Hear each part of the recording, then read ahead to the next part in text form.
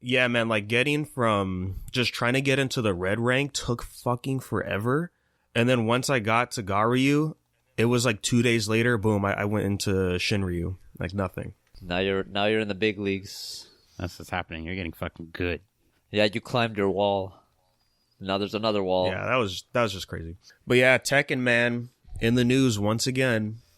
Not their fault this time, though, right? Right. Guy fucked up, bro. It's like when jury duty calls you and said, hey, where are you? It's like, oh, I moved. And it's like, you didn't tell us. He fucking lied, dude. Yeah. Whatever his name is, Inlick or something. What was it? Inlick. That probably is. Hold on. I don't want to laugh. Ilias. Yeah, there he is. Ilias was indeed banned because he was supposed to play in the African region, but he's originally from Morocco. So, yeah, African, I would guess. But he actually lives in the Netherlands, and Bamco found him. Yeah, he moved, didn't tell anybody. He was number one in his area. Whoops. Now you're banned for a whole year. That's pretty crazy. So they basically confronted him, and he lied because he got scared and he panicked. Yeah. So as a consequence to him lying, he's banned for a year. He apologized because of that on Twitter. He panicked pretty much and told them, yeah, no, I live here, but he didn't. And he's like, ah, shit, I shouldn't have lied. Now, he did live there at one point. Yeah. But he moved. I think he moved before the tournament even started. Yeah, so that's a big no-no. Didn't read the TOC. Oh, TOS. God damn it. Nope. Fuck. Good. Bookhead over here. There's also been talk of Tekken 8 recently on Twitter. I don't know if you guys have been peeping that. I just kind of scrolled through it a little bit, and people have been saying it. A bunch of old heads have been saying that Tekken 8 sucks. They don't like it, and they're going to wait. And I kept thinking, oh, they're just a bunch of old heads. They don't want to learn the new aggressive system. And then here comes 5-time EVO champion Arslan Ash, who won this year on Tekken 8 at EVO. It really sucks whenever he plays the game. He just doesn't feel like doing it because there's like nothing different with every single match. It's a 50-50. You miss your block, you get the mix up, and then you just run that gauntlet again. And then with the hype gauge, it's just going to make it worse. When he said that, I was like, wow, I didn't think Arslan was going to be coming out here and saying that because he comes from like an aggressive Tekken 7 background. But I guess, like somebody pointed out, at that level, it kind of does suck. It's kind of like the Dragon Ball Fighters effect, I feel like. Like, it was very hype in the beginning to watch, but then after, I think, the third year EVO, when you watch it, like, I'm just looking at the same exact combo I saw 3 years ago. I don't care anymore. Yeah, it stops becoming a little bit too impressive when everybody in high rank and, like, professional tournament-wise is, like, basically has to resort to the same tricks, right? Just to kind of get away from everybody. And there are a couple people who use, like, unique characters, but that's still kind of few and far between from them kind of making it to finals and still doing like an actual spectacle of something special versus like, again, just sticking to the bread and butter and just hopefully making sure that they either chip away at somebody or, they kind of punish somebody on a whiff and try to get that win. It's a different game for sure. Yeah, it's a boring game for sure. I still think it's hype to watch like top 6 at EVO and stuff, but I don't know, at least on our level, since we're not, those crazy people, I still have a fun time with it. All right, man. I went back to 5, like, for a little bit. Found it in arcade. Oh. Yeah, it's definitely a different time. But as more and more games come out in the Tekken series, as, like, the series progresses, more moves are added into these characters. Yeah, some are, like, changed out, but added back in later on. So it makes sense that it's always evolving, and it's, like, it's going to lose a few fans in the coming future now, I guess, because I remember this people saying the same shit about Tekken Tag 2, Oh yeah. So like as the series progresses, I guess it's gonna lose more fans, but in turn gonna gain new ones. Yeah, and looking back, people also said like, don't you guys remember Tekken 7 at the end? It's the same shit. Yeah, early Tekken 7 really sucked. It took them a good while before they could even get it good to where it got a bigger fan base over time. So yeah, you just gotta wait. I do agree though, like a good systematic change could be good. Like what? Like with Tekken 7, I think it was season 3 when it came out. That's when they added the wall splat. And then they gave everybody at least 1 to 2 new moves, Right. which is insane. I'm sure that's going to come at some point because, yeah, it's just going to be a lot of the sameness. And, yeah, if you want to freshen it up, the best place to do it is going to be with a new season pass. I'm not going to stop playing. That's for sure. I've been around since Tekken 2. Yeah, no, I have no plans on stopping, especially if we get like pretty hype guest characters. Yeah, you already know I'm there. This is one game I enjoy the Fortnitification. Yes. We joke a lot, but man, if Negan came back, that would be so awesome. Cool. Who do you think the next character might be? Kiryu. I keep looking at Kiryu and thinking how perfect he is to fucking just be in this game, dude. I want to say it would be a guest character. I think that just kind of makes sense for the, you want to end it strong, and I think that would be the best. If not, like a fan favorite, which I don't know what the Tekken fan base want right now for a returning character. Probably like Kunimitsu. What's her name? Is it Eliza? No. Yeah, Eliza, the devil. Eddie number 2. What's her name? Christy. Christy, yeah. Christy Montero. Yeah, Christy. I know who people don't want. Lucky Chloe. Yeah, Lucky Chloe. They don't want Gonryu, Marduk. Man, Gonryu would be fucking sweet, actually, man. Something different. Yeah, get the sumo back. Yeah, that would be fun. I want Bob to come back because that's my boy. I doubt we're gonna get him at the end of the season. He'll probably be in the start of the season. I want Katarina back from 7, but I know she's not showing up because we already have our saucy Latina with. You got Roger, maybe. Yeah, if Roger or Alex can come back, that would be a huge dub for Tekken. Oh, big time. So that's a fan favorite for sure, even. You got the second generation of Rogers already. Yeah, just keep it going, man. Every animal has like like the son, offspring of the original, like King. I know King's not an animal, but I'm going to say yes, just because of the jaguar. Kuma too. Panda's like an old woman now, right? Because the original Kuma was trying to get after her too. No, so now his son is trying to... it was only Kuma Jr. I'm glad you stopped me. It would make sense just to bring, like, if not Roger, like Roger Jr. or something. Just like a comical character. Yeah, Saul was talking about Mokujin. Dude, yeah, bring those back. They could do Iron Mokujin, because I think that was a gut. Yeah, who was Tetsujin? Fuck yeah, hell yeah. Oh, is that his name? Mm-hmm. Yeah, I didn't know that he just had a different name. Yeah, Mokujin's the wood, Tetsujin's the metal. Oh, yeah, I forgot about this. So there was some data mining for Tekken 8. Okay. Recently, and it's probably going to be for the next DLC character, because there's 2 things. There's a code name for the character. It's PHK, and they're adding a new mechanic that's involving emissive skin. Emissive?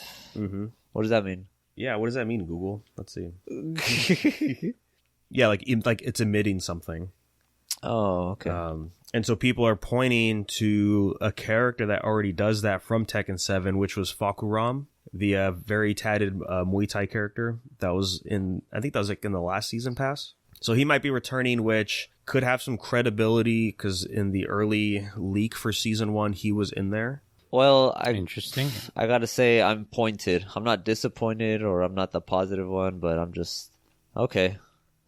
Which means for the next batch of DLC characters, it's probably gonna be bangers at the end. You guys say Heihachi's a banger? Absolutely. He's a problem. I just Yeah. I fucking picked him right up, and I have not put him down. Yeah, you haven't. You I'm in fucking. practice right now. Heihachi's been fun. Yeah, he's been a real game changer for sure. I mean, he just kind of really like introduces like a whole new kind of play style for me, waiting to punish and whiff people. He's a linear character, so like you have to like really watch when people sidestep you, and then you have to I don't know, take into consideration like he doesn't really have like any good zoning moves. I feel like it's kind of hard for me to get in good with like the mid zone, so he's just kind of like rough to get used to, but he's very strong. And that's what I like. It's very easy to catch people messing up and then kind of just like going full ham on their ass, you know? It's fucking nice. I think one of the best things that we ever did was just work on learning that little wave dash thing that he can do. Yeah. So great. The lab time matters, not practice mode. Oh no, because you will get dementia during ranked and forget everything you learn. You just gotta hammer the same combo over and over and over again. Imprint it into your brain. I always it takes like 1,000 inputs just for you to kind of like memorize it. Probably less than 1,000, but just like 1,000 to be safe. That sounds like it's excessive, but like people aren't really aware of how fast they'll press a button or how many times they'll press a button, like in the span of an hour or 2 hours. You know what I mean? You know what would be funny? We kind of briefly talked about it, but like things that they would add, like as a quality of life thing or things that we would want to see. Stat trackers. I don't really think that we talked about that, but that would have been fucking great. That would have been a great answer. Fucking stat tracking, like how many button presses you've had. Oh yeah. I can't remember how many games have done that, but I know I've seen and played games that have done that, have tracked like how many times you press a button during a mini game, or how long you've been using a certain gun or whatever. Yeah, I know for Tekken 8, if you go to your profile, you get to see your pie chart. Silent Hill 2 Remake has that stat at the end where it tells you how many times you opened your map. I haven't really seen too much of the new Silent Hill, but is there like a hidden challenge to not using your map too many times, and that's why the tracker's there, or is it just like for funsies? Oh yeah, no. Okay, so if it's like the same thing as the first game, there are certain things like you can do to influence the end of the game. Like there's a picture of Mary, right? You have in your inventory. Oh, that's yeah. just there. If you look at that for more than a certain number of times, and I think it's like 15, I believe. If you look at that for more than a certain amount of times, and then you do something first, or you read a note, you got to do a bunch of things, and then like it takes you to like I think the bad ending where James just drives off the cliff into the water. And that the photo deteriorates, right? I don't know actually. I don't think it does. I just think it gets dirty just because he's fucking, just Oh, okay. within this shit. Because I think eventually after a certain point in the game, oh no, yeah, like the image is supposed to get more messed up, and then also her letter gets starts fading away too. Well, the more you look at it, I guess so. That might be a cool detail. Yeah, but I don't know. They got rid of that feature in the remake, based on what I know. So that's not in the remake. It doesn't get faded or anything like that. There's a moment that happens in the game, and then when you look at your letter, it's just blank now. Oh fuck! But it's totally legible the entire time up until that point. Damn, I gotta play the game. They might have changed it a little bit around, but yeah, the stat tracker at the end does show that kind of stuff. Like for Silent Hill 3, if you unlock the beam saber, it shows how many kills you got with that, and it adds that as a stat, I think. So it's more like how many times did you use your gun, or how many saves did you do? Like I think the save point thing is a big one too in the old games, where if you save too much, you get a different ending or something. If you save under a certain amount of time, you get the UFO ending, I believe. But yeah, I agree with that. I would like a button stat. How many times I pushed each button? How many times I've started this combo? How many times I fucking grab? God. How many times I fucking rage art? Yeah, dude, it's so funny. There was a clip of back to the whole Tekken 8 being garbage talk, because like whiffs happen. I saw a clip of like a Zafina player trying to get all these hits, and they land, but it's there's no stun or anything, and it doesn't even register sometimes. And I've never had that problem, but I saw this clip of this guy just raging in the final round of this match. And then his opponent did a rage art, which I'm already like, yeah, that really sucks. He gets hit by it, and he's just like, God damn it, man. Like, I was fucking blocking. Blah, blah. And that's not even the best part. The best part is with Tekken 8, with the replays, you can just look up those replays that people play and watch them. And what are on replays? Move history. And people went and looked and said, boy, you were not blocking when that landed.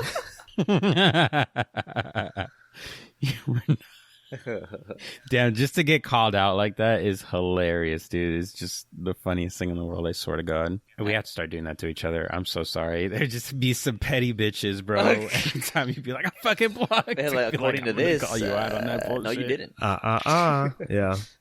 Why you Survey lying? says you're fucking lying. Show me blocking. Anyways, guys, out of nowhere, because it got leaked earlier today, so they announced it, we're getting a Death Note game. I was like, okay, we're getting a Death Note game. And then it's like, oh, in the style of Among Us. Oh, okay, like a murder mystery thing. That kind of makes sense. And then I looked at the screenshots that Wario shared, and looking at these fake ass YouTube Funko Pop looking toys that you play as in the game. I'm like, what the what the hell is this, dude? I've said it before, but I'm gonna say it again. Literally, who asked for this? I don't even think people who collect Funko Pops ask for that. No, they have Funko Fusion already. In fact, Dude, this isn't even Funko, bro. This is like Playmobil. Yeah. That's insane, dude. I mean, look, Among Us was fun. Dude, these things look so fucking cursed, bro. Okay, so cause Among Us, when we played it, it was fun until it got heated. As a Death Note style, like adding a complete like theme to Among Us, I don't know. Is Among Us already gone? Death Note is already done. Yeah, like I was like, okay, Death Note. The first thing I thought of was, that's cool. Like a murder mystery kind of thing with Death Note would be awesome, right? Like maybe you're playing like a detective or something, and you have to prove that Kira is Light Yagami or something. Yeah, a multiplayer game where you play with these weird little dolls, and yeah, I don't get it. Yeah, this is definitely not the way to go about making something like this. that thing is creepy as fuck. Yeah. So the mechanic, of course, is there's going to be a person with the Death Note, and based on the trailer, you have to walk around, get close to one of the other players, and pretty much just wait until you finish trying to find like their ID so you can get their name. And then, you get to fill out the Death Note, and then you get to pick 4 options of how to kill them. So that's, I don't know, that's just kind of cool. And then it looks like you get to team up with people. It just looks so bad. This looks like a freaking cheap mobile ad game. Damn. Yeah. I didn't think of mobile until you said that. That's crazy. Do you remember that free Pokemon game that came out a while back? And it just kind of looked like... Wait, like Unite? Little Pokemon icons. No, not Unite. That was like the mobile version. There was like another one. I want to say it was kind of like a side scroller. I know it was kind of like you were these little like tokens of just Pokemon, and you would like go about doing like I think like some side scroll battling or something like that. I don't necessarily. Oh, was it the? It may have been like was coins it Sex Master or something? Was that the one? Sure. I don't know. It was that kind of caught me off guard when you said that. Pokemon Master is it Pokemon Masters EX? I think so. Yeah, actually. Because that's the only other mobile game I could think of. It was like for Wii, right? No, this is a mobile game. Are you talking about recently or? It might have been something like that. It was something just something really old that reminded me of something like that. That's what these things remind me of. They remind me of like these little baubles. Like they go on like the Game of Life board. I don't know if you've ever seen like the Game of Life as a video game. But it's just like on like a little bobble board. It's so fucking stupid. They look like Matryoshkas. Yeah, that's just what these things remind me of. Oh yeah, the little Russian dolls, the nesting dolls. And even the freaking models for Light and L in the trailer look so ass. They look like PS3 models for a low budget game. And they really do, though. You're not wrong. I think the game would have some semblance of a redemption if like the Shinigami were also in the game. Or if they had like, you see Ryuk in the trailer. He's like he's also one of those little figures. But I don't know what that. But I just hope does. that they're not like background characters. Like, you're here on this part of the board or whatever. You get to get on Ryuk's space or whatever the fuck that means. You get to be on Ryuk corner in the fucking in the Among Us game. Or I guess if they use like weapons, but. They don't really kill anything directly in the anime, so it's kind of the Shinigamis? I wouldn't really know how they work. Yeah, they're just kind of like help you prolong or give you some dumbass ability. So, if you see them around in the environment, and you like sacrifice something to gain a power, that would make sense. I'm gonna make a prediction and say that this is probably gonna have little to nothing to do with the actual Death Note story. Okay, so you're specifically playing as Kira and L. And as Kira, you're trying to gain followers in order to win the game. Yeah, it's just weird, man. I don't know. They could have picked way better.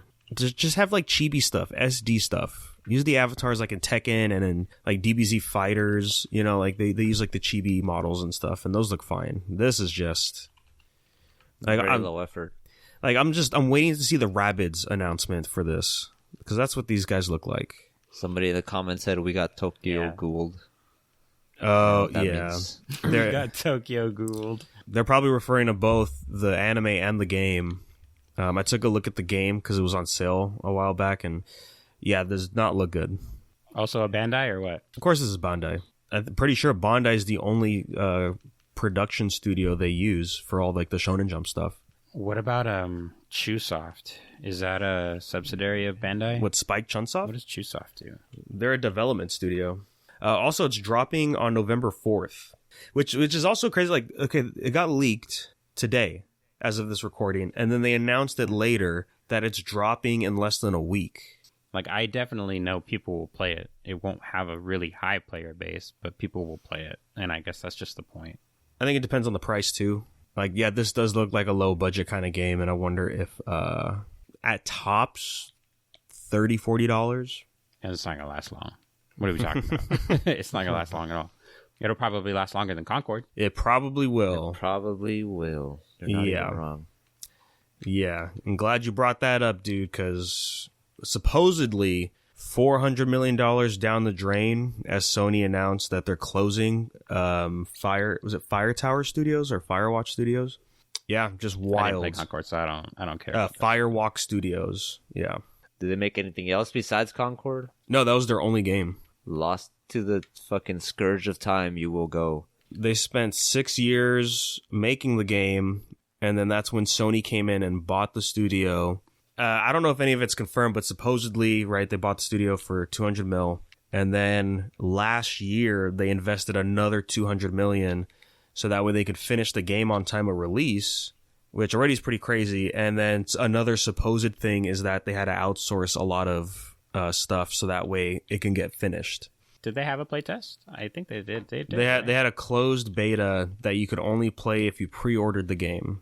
All right, so there was a panel at Lightbox Expo. Adi Shankar was there, and he's the showrunner for Devil May Cry. And they showed off some work in progress images, concept art for our characters, specifically Dante and Lady. Yeah, I don't know. I think Lady's a great character, and then just seeing the outfit here, he specifically said his inspiration for her design that they showed off was from like that PS2 era game Oni.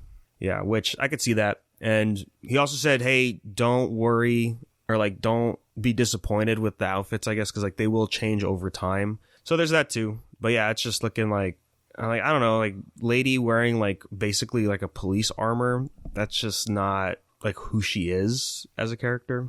Dante looks great though. I think he looks pretty solid. It's, you know, basically like the amalgamation of all of his designs put together.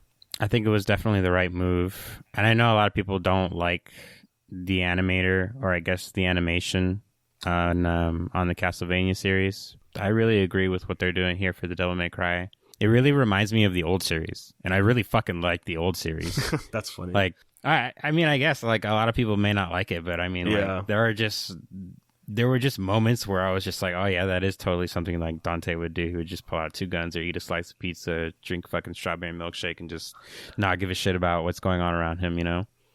Like, definitely like true like Devil Hunter core type bullshit. But I don't know, that's just me. My 2 cents when I was really like into the DMC series back when I still had a PS2. I'm excited for this. Like, anything is better than nothing. That's, well, a lot of people wouldn't agree with that, but yeah, this is a lot better than nothing is what I'm going to say. That's how I feel. Do you have any iconic bosses that you fucking hate playing any of those games? Did you play all 4 of those games? All 5 of those games? So it's interesting you bring that up. We did get an email related to this that we could get into right now. Of course, unversedpodcast@gmail.com is from the boy Mark, so thank you as always. And one of the questions he sent was, what is a movie or game that instead of playing or watching it, you decided to see Let's Plays or someone's review?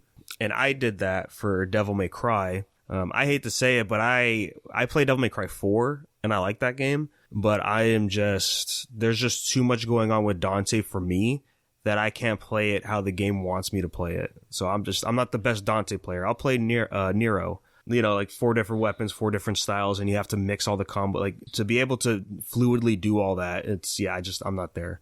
So I watched Wooly and Pat back when during the Best Friend days, I watched their LP of it, mainly because like they're big Devil May Cry heads. So, you know, getting their insight and commentary on it, for me anyways, helped elevate more of what was going on with the context. This show, again, it's post 3, obviously, because Lady's there. They could go wherever they want, really. I mean, we have the rabbit from the manga, so we're probably going to see, you know, some stuff from the manga as well.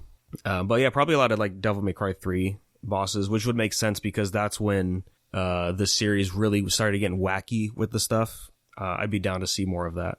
It's always nice when they get to like, I think when they make things wacky, it's in the same vein as being creative with things in like an artistic sense, you know, like just adding little jokes here and there, or adding the nuance that they feel like this character would do, like in a comedic sense. We can see that placement a lot for things like Dante. Dante is a funny character, you know. He's just he's a very cool fucking dude, you know. That's like honestly the best way to break him down. And cool dudes, they're fucking funny, man. They're witty.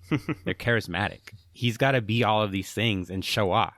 You know, his own proprietor or operator of his own business. He's you know, the face. You know, so when people come to him for problems, for like devil hunting business, you know, he's got to show up and be like, yeah, I'm your fucking guy. You know, like we're not just going to have some like bitch made version of Dante be like, well, I don't know if I can help you with your problems. Like it's you know, they're going to have to try to do their own thing with Dante and make like a version of him that's just really going to shine to light. And I fucking love Richter. I love Trevor.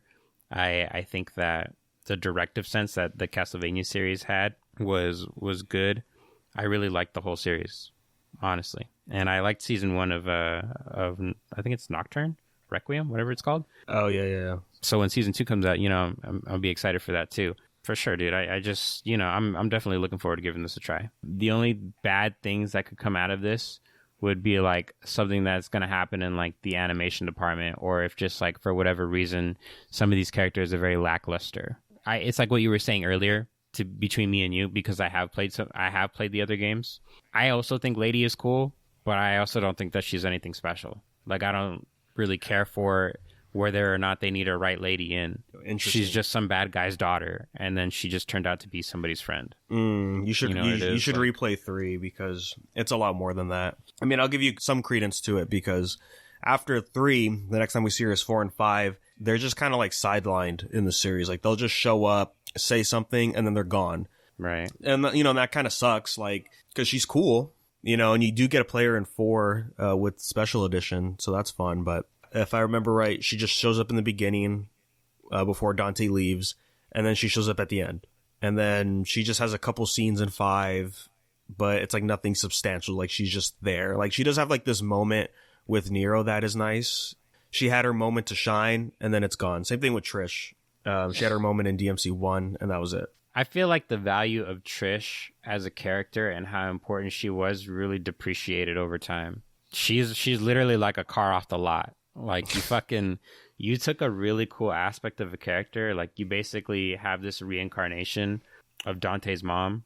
Not only that, but she wields Sparta with fucking ease at that. Like I always thought that was cool. I'll give them credit that she was brought back in like the other games as a playable character. Story wise, you're like, I'm right there with you on that. Like I don't really, as cool as a character as she was, I don't really see why she really needed to be sandwiched in to all of these plots that were going on if they weren't really tangible to what she was doing. Like to add on to what you were saying, like her and Lady coming in out of nowhere at random times is only because whenever Dante is present in a game, it means he's not running his business.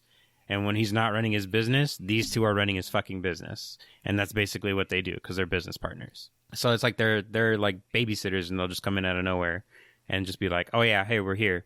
Don't forget about us. And then, all right, we'll see you later. Or we'll see you at the end. You know? And I just, for Trish especially, that kind of sucked.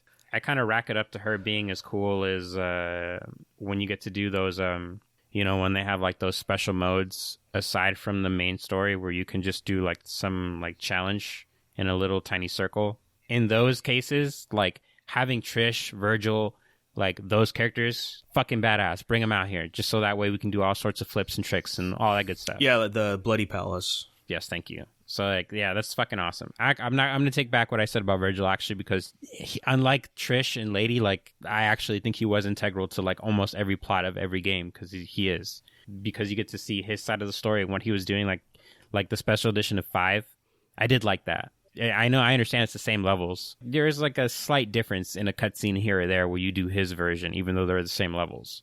So I give them credit for that, and I just think that that's the closest thing that I'll come to appreciate for them, like putting these characters in there in that format, other than like Bloody Palace.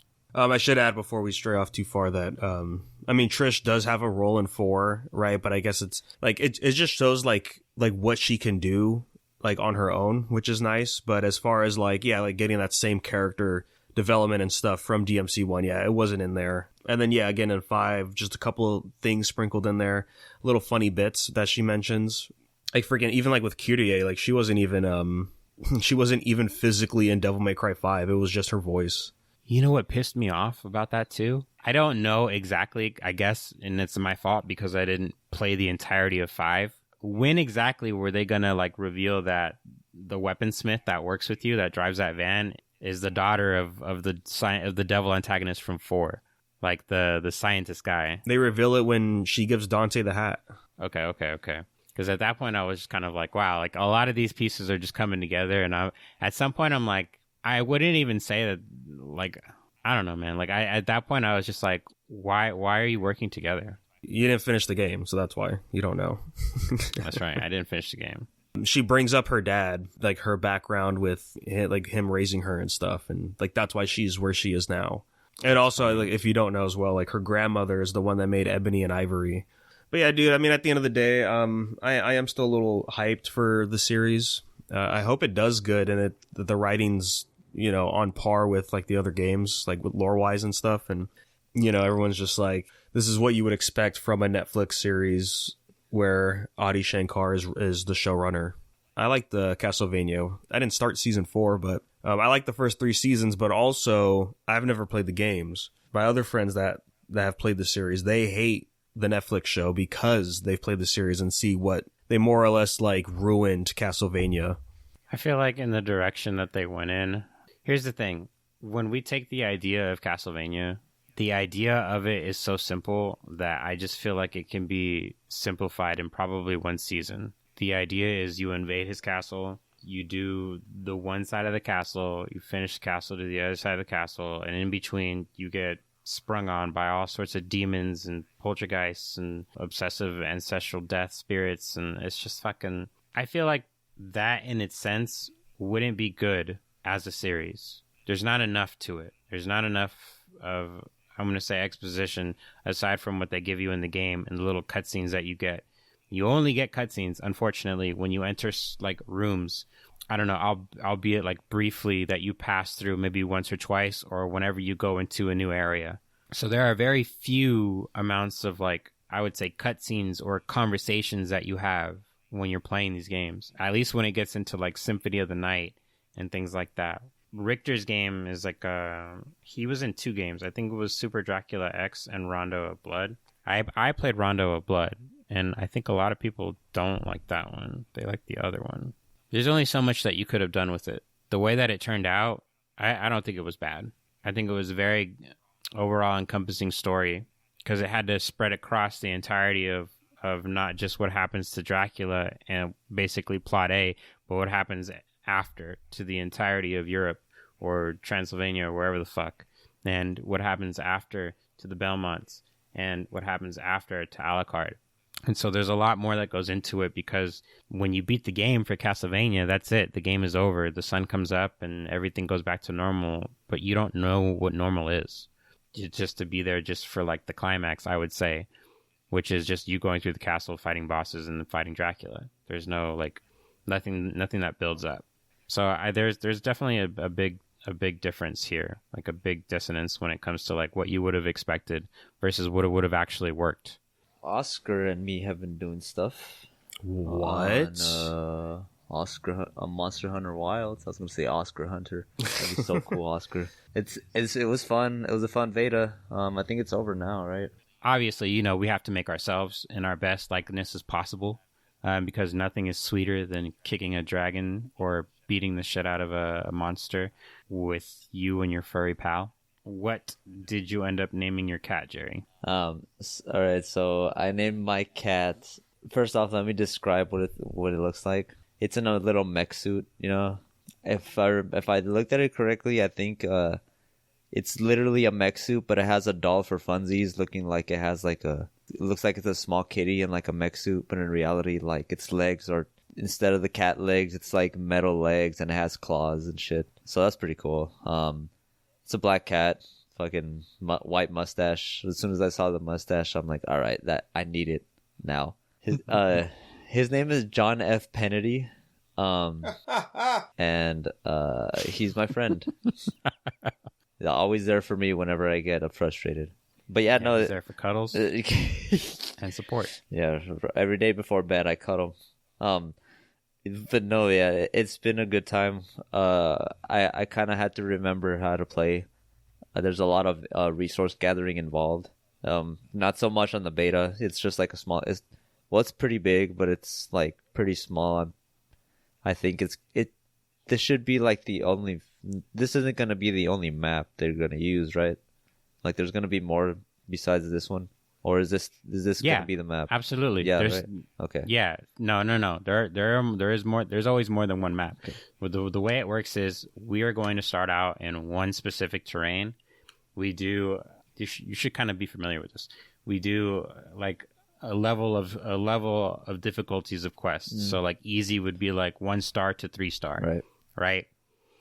And then something will happen along the course of the story that causes a detriment to the entirety of the village's existence. Or in this case, what I'm probably assuming is going to happen is we're going to get like, like some sort of mission involving expeditions, because we are expeditioners and we expedite to find this place called the Village of the Keepers for this little boy.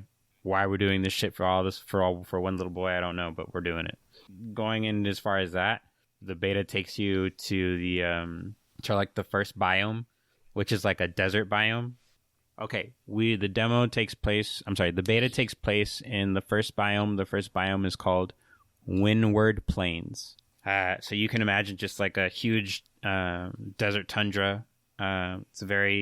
This is what I really like about this game. It's cool. I feel like they took the Grand Theft Auto 5 approach, where they got rid of all of the loading scenes like they did for Monster Hunter World. In this case, they got rid of the in-between loading screen from your village, like your base camp, to you going out and hunting. I don't know if this is making sense to what I'm saying makes sense, but everything is very seamless now. So when you want to go do a mission, you don't have to go through any loading screens. You can go talk to your quest counter. You can grab a mission, and you can immediately go out of your base camp, and you're already in the terrain, right where you need to be, and start hunting the monster. Honestly, I don't even think you have to go to the mission counter. You can just actually go find a monster that's like in the instance and just running around, attack it for a few times, and then it becomes a quest. So like you don't. Yeah. There's no. I thought that was a cool thing to happen. I would say seamless. It was a very cool experience. Like, so it was me, it was you, Gerry, and then we had another friend of ours, and we were all doing the beta. I just, like the mechanics for the game is just really cool, because I don't know if you kind of remember, Gerry, but like for Monster Hunter World, that game has like more dynamic movement than all the other games, but there is still a feeling of like tankness to it, like tank control. Definitely. For Worlds, they add a feature that uses your L2 trigger, and it's basically like a free aim camera. This function was actually available before in the other games, but it would be used for you to aim like your slinger that's attached to your arm. Like focus mode, that's what it's called with your weapon. So now they introduce it so that you use it with your weapon. The point is so that you can just attack any specific part of a monster's body that you want to. You don't need to like maneuver yourself or wait for the monster to do a certain thing.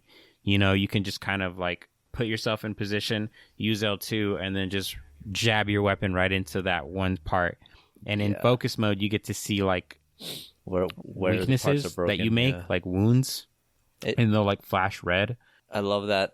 I love that so much because I came back with the insect glaive, and you need to like shoot certain body parts in order to get the blade fully charged, so you can do like wacky combos and shit. And I love that the fact that you can just you can just lock onto the wound and then just stab it really quick, because once like I get the hit off, and then it says like what, wound destroyed or something like that. I automatically get all 3 colors, and I'm fucking fully charged. So that helps like greatly, trying to, instead of like shooting random body parts, praying for the fucking bug to hit the right one. I could just get it right away by getting a wound open. So it really helps move along like the combat more smoothly, at least with the insect glaive. I use the lance for a little bit, but I think I need to use it a little bit more to actually learn how to properly use it, because I saw you glowing red, and I honestly think that's the weapon, dude, because when I do that with the insect glaive, I start glowing a certain color as well, and it looked like the same color. So you probably did that like that, that perfect parry or something, and then you got it off or somehow. Back to your point, You know what I think it is? When you do that movement, which is holding a triangle and circle, right? You basically like rush, right? When you rush past a certain point, like you continue doing it, you gain speed. Yeah. And when you gain speed, like you'll see it. You kind of like flash a little bit. You go, pff. Yeah, and then that's probably what it was. The tip turns red, but your whole body was like glowing red. So I don't know if that was like a visual glitch or something. I don't know. I would like more time to figure out these weapons, but it was fun. I think I'm actually gonna grab it up too. Yeah, your Palico, just to kind of jump in on that last point there, your Palico is also going to help contribute to a lot of things. They're going to be your buff partner, so they'll attack, throw bombs, like, give you buffs, heal you, things like that. It's going to be a real fun time, dude. Yeah, I'm definitely pre-ordering this game, hands down. I'm just going to get the base game, though. I feel like I learned my lesson last time with World, and then I saw kind of like the same thing happen with Rise. Where most of like the pre-order or deluxe and all of that other stuff, it's just like pure cosmetics. It's just really like extra hair, extra clothes, extra makeup, extra layer armor. And I'm like, I don't really think I need to pay an extra $20 for all of this. It's just not really worth it to me. I'd rather just take the base game as it is and just know that I'm probably going to end up grinding to get some really cool base game armor anyway, and just use that as my layer armor instead. Look, I'm not shaming you for spending money on DLC that you know it's going to be like that. Because that's a legitimate reason to be like, nah, that's not good. Because they have been putting out the same DLC for each game they've been releasing, and you saw the pattern, and you're like, nah, bro. Like, unless it's like something big, like a whole new map and a couple more monsters, I think that'd be worth it. But for some cosmetics, dude, come on, you could look sexy enough in the game with just the regular clothes on there, the regular armor and shit. Tekken's a different story though, because the gold, like, come on, man. Honestly, no, I could have done without the gold, but I wanted all the characters already. I already knew I was in it with Tekken, but with Monster Hunter, yeah, that's probably a reason to not. Or to be a little bit more wary on where you spend your money on what DLC. Yeah, Capcom's going to really need to bust out some real good cosmetics if they're going to make me want to buy some stuff, man. Because I don't know, man. Like, even then, there's every once in a while, you see it. Like, since we were just talking about like cosmetics in Tekken, it's not like you're buying every costume. It's just the ones that definitely you see something, you're like, okay, I know I can do something with this, or I know that this is like, like a top tier costume that I can enjoy, so it looks like pleasing to me. You know what I mean? And I don't know. I just feel like the cosmetics for Monster Hunter have never been great. And again, it rarely matters what your person looks like if you're always going to wear a helmet anyway. It matters just my 2 cents on it. I'm usually always wearing the helmet, I swear. It's because you're going to know what's under that mask. It's like Destiny. Yeah. Do I need to pay an extra $20 just to know that I may or may not? Like, here's the last thing I'll say about this. If you did get the deluxe edition, without them telling you what was in it, would you even notice what cosmetics were and weren't, like, gonna be in the base game? All the same is, if you get the deluxe edition, are you gonna use any of those cosmetics, or are you still gonna pick one of the cosmetics from the base game over it, just because it may look better to you?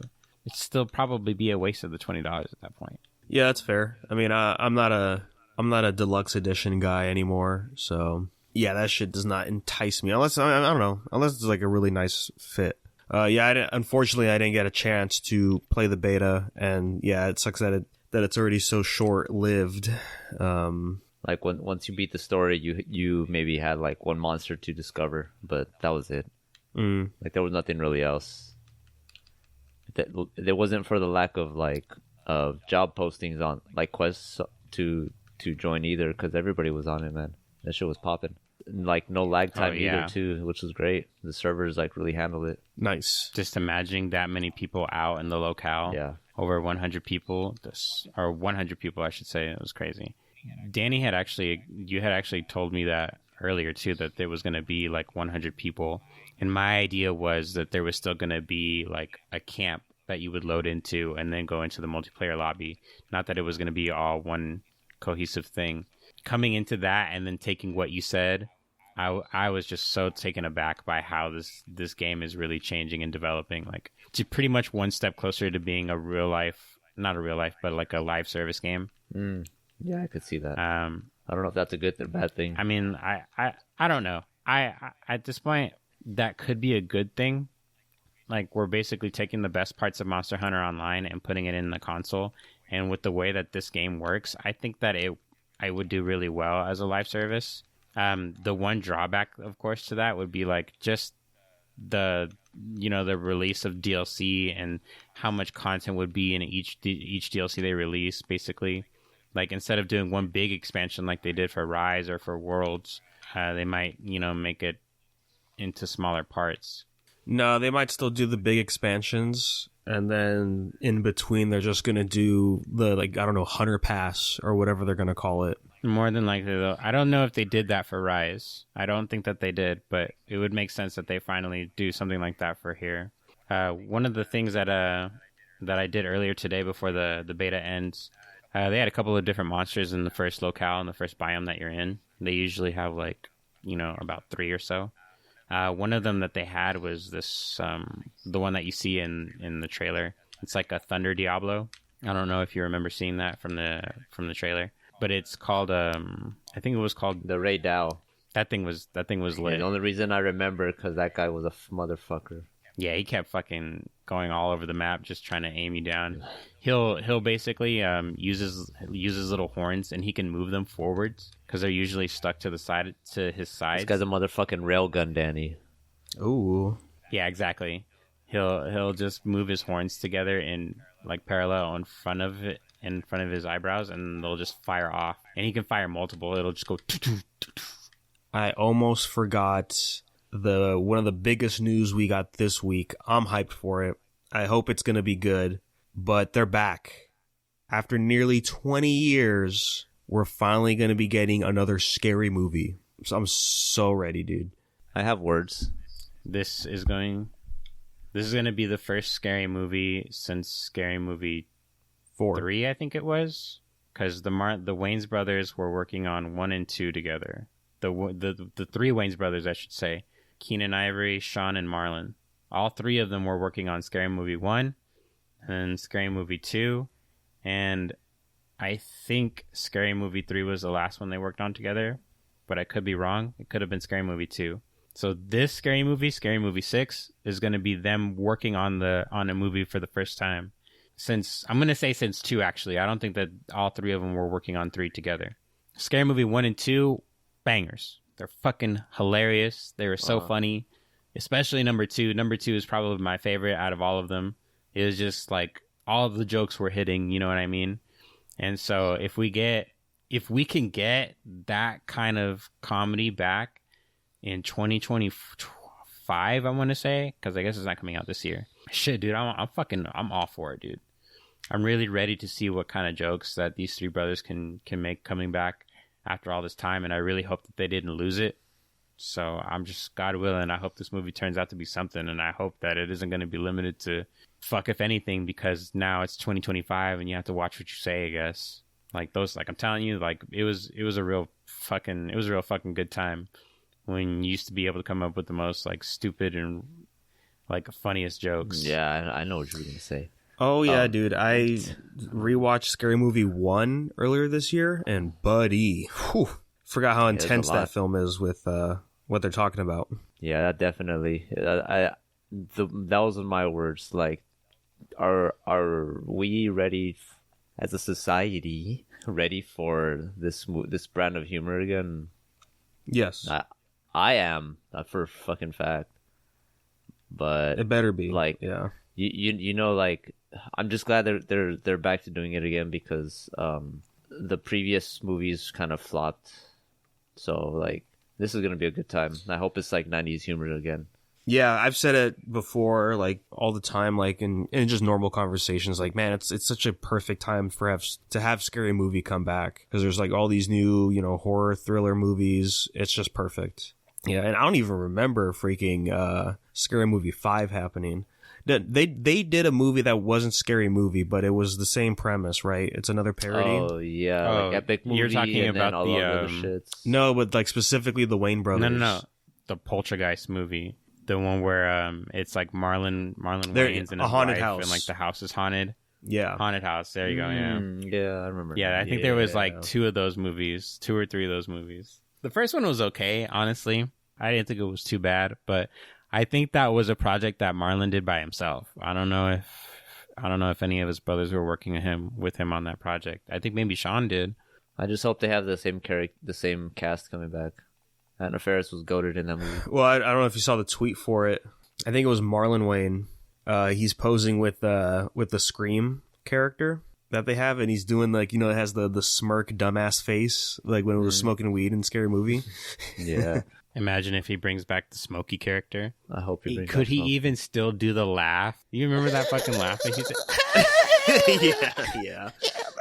It was so good. Scary Movie 2 is the best one, I'm telling you. Yeah, two's It had the two's best great. cast too. Yeah. I don't know. One has a special place in my heart. You remember the older brother from Malcolm in the Middle was in that movie? Oh yeah. And he's the love interest to the main character. Maybe 2 was the best. That's fucking funny. The last thing I'm going to say about Scary Movie is my favorite scene from Scary Movie 2 by far. I don't know if you remember the scene where they're all dribbling. Like somebody throws the basketball, like it just comes out of nowhere in the dark. In the darkness. And it's supposed to be like a spoof of the Nike commercial or something like that. The Scream was like, ball up, dude. So yeah, hopping back on to the email we got. Again, the question was, what's a movie or game that instead of playing or watching it, you decided to see the Let's Play or someone else's review on it? I got 2. There was this channel I'm gonna fucking do a deep dive on my YouTube playlist and find it. There was this guy who did a BioShock Let's Play, and he wasn't like, this was before like Let's Plays and streaming became all big and stuff. So this guy was just playing to play, and I think that video initially drove me to actually start playing BioShock, which is cool, you know. Like I keep saying, like watch a Let's Play first before you buy it, and then I liked it. And then the next one, I think it was the 2 best friends play, and they were playing Deadly Premonition. That's the one. I saw their Let's Play of that game. It's just Twin Peaks, and I couldn't play it, but I'm really glad that I stayed around to watch the whole thing. Like from start to finish, the 100% everything. They went through all the side quests, and no matter how fucking like annoying they were or abysmally fucking dog shit they were made out to be. I am glad that I think it was Matt and Pat before they broke up that they went through that game, so I didn't have to. Is it a good game? It got a sequel, so, and it was Suda. What was the studio? It wasn't Suda. It was Swery. Was it Hidetaka Suehiro? Swery 65. But yeah, Deadly Premonition. I watched the Let's Play of that. That was cool. I haven't watched Twin Peaks yet, but it's definitely on my list. I heard it was pretty much the same thing. I'm all about that weird shit. And Swery, I think, does the weird shit. I don't know if you guys remember D4, Dark Dreams Don't Die. No, I don't remember that. No. Well, yeah. I was about to look up on Google Maps Dark Dreams on. Yeah, Swery 65 is like a different kind of director. Nice. My answer is going to be Sekiro, because I could not be bothered to play that fucking game. I'm so sorry. Like, that game looks hard as shit, dude. So unbelievably fucking hard. I don't want to learn how to parry shit. Everything looks cool when people learn how to do it so well that they just manage to record a perfect boss play, you know? Like, when that game came out, or I think I pretty much started watching it, like, around the time that the Game of the Year edition came out with, like, the DLC and everything included. But, like, I watched, like, whenever, like, a game like that comes out, I always watch, like, the boss fights first. And the channel that I was following always ends up posting all the boss fights. And I don't ever think he posts them in order. Not that it matters. But at some point, like, I got, like, it was just about the way that I was watching him go from one boss to another, and me thinking the entire time, like, I wonder how you ended up getting from this level to that level and what was happening in the in-between. And that really made me want to, like, figure out what kind of game Sekiro was. I took that initiative. I started watching a no commentary playthrough, and from there, I really, really found out, and I was really sure that I would never play that fucking game because, God, that shit looks so hard. And I was like, good call on me watching this shit. I'm getting good entertainment from watching it. Yeah, he had another question that said, hey, did you guys watch Late Night with the Devil yet? And my answer is no. I heard great things about that. I think I'm gonna watch that soon. I want to watch it too. It's got the guy in there. I don't want to that's our guy. David Das Malkian. Yeah, he was Polka Dot Man in Suicide Squad. Awesome. This movie looks cool. I know, like, there was like some controversy or whatever because I guess like they use AI in it, but yeah, we lost the battle. But yeah, I like the premise. It sounds really cool. Yeah, I just never got a chance to watch it. I'll probably watch it and then just report back to what I see. My cousin recommended it, and I think it's one of those things I want to watch with my mom and dad. Since October came around, we've been on a horror movie kick. We saw Halloween, the first one. Slow movie, but a lot of suspense, and when it got good, it got pretty good. I watched it Chapter 2 with my mom, and that was a movie for sure. Yeah, it was not. Was the gangbang? I'm not gonna lie to you. The gang.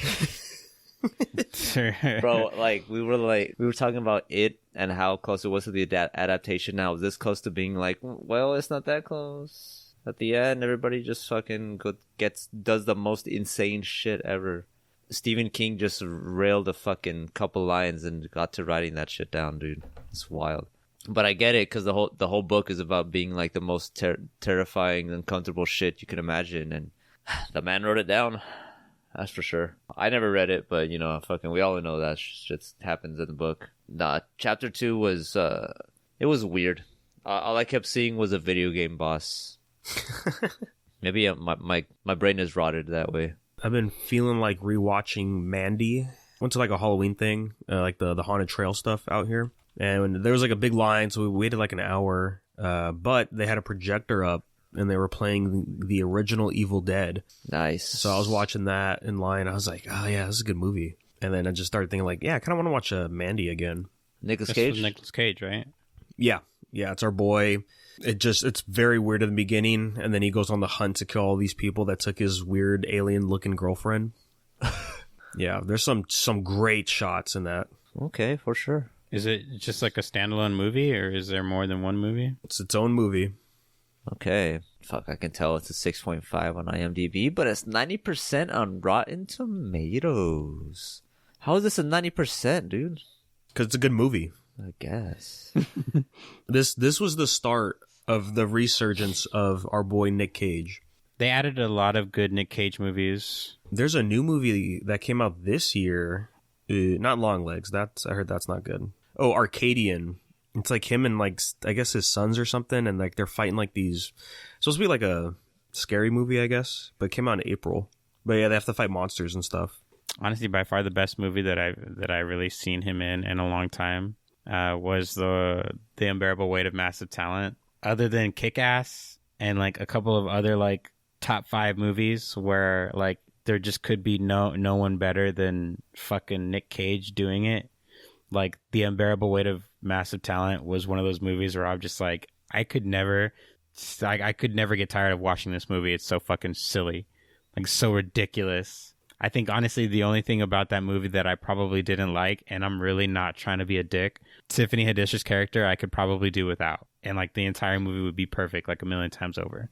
She was she was the wife, right?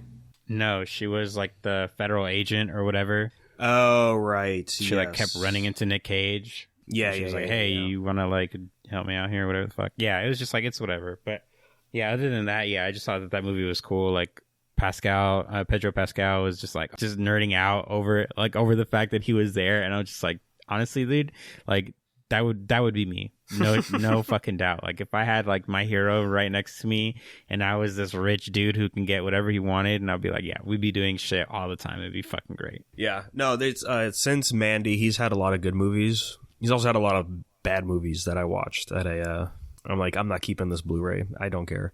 What is Pig?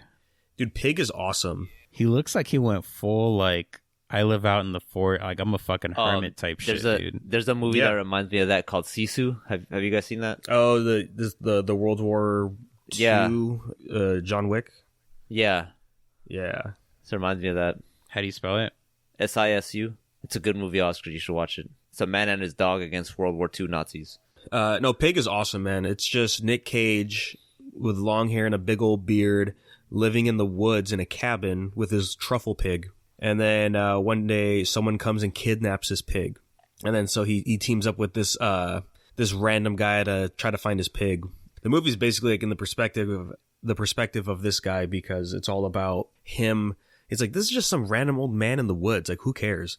And then you start to learn like, oh wait, this guy is actually a really big deal at one point. Like, what's going on with this guy? I'm fucking in, dude. Just the theatrical poster alone, you just see his face with his giant bushy beard and long ass hair. It just strikes that motif in my heart where I'm just like, oh, this dude is gonna go like balls to the wall, like Rambo on somebody. This is not a John Wick kind of movie. It's a character kind of movie. Damn, they really could have fooled me with that poster, but I'll still give it a shot. Rest in peace, that guy, the announcer for the Dragon Ball Z. Oh, that's right. Yeah. Oh, yeah, man. Last year. Oh, that really sucks, man. He's great. The voice of a generation. Perfect voice for a Toonami era show like that. Just the monologues at the end of episodes. Like, of course, the biggest one is probably the Super Saiyan 2 Gohan moment when he has like that whole monologue with them. It's freaking great. It's pretty good, yeah. Ah, man, that was such a good scene. God, I should get back into my Dragon Ball. Fucking watch. Doc Harris is gonna live forever. But yeah, man, aside from that could wrap us up. All right, this week my recommendation is going to be on a page I found a little while ago, a couple months ago actually. And I just thought it was a pretty interesting page because I didn't know this kind of thing existed, but then I said, fuck it, why not? It does exist, and here we are. There is a page I follow on Instagram called Takana Kyui Peru, TAKANAKUY Peru, and essentially, and in the most simplest way possible, it's just people beating the shit out of each other.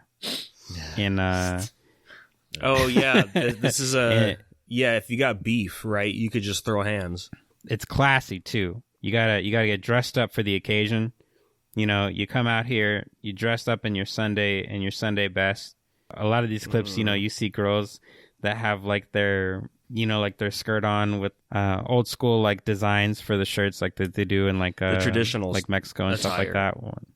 Traditional, you know, like as soon as everybody's all settled in and ready, you know, the ref is just gonna be like, all right, let's get into it, and all of a sudden they just start wrapping up their fucking gloves and they just start beating the shit out of each other, and it's awesome, and I'm totally here for it. Yeah, it's fucking great. I didn't really know as far as to say that they were going to have beef with each other, but that totally makes sense with the way that they're wailing on each other.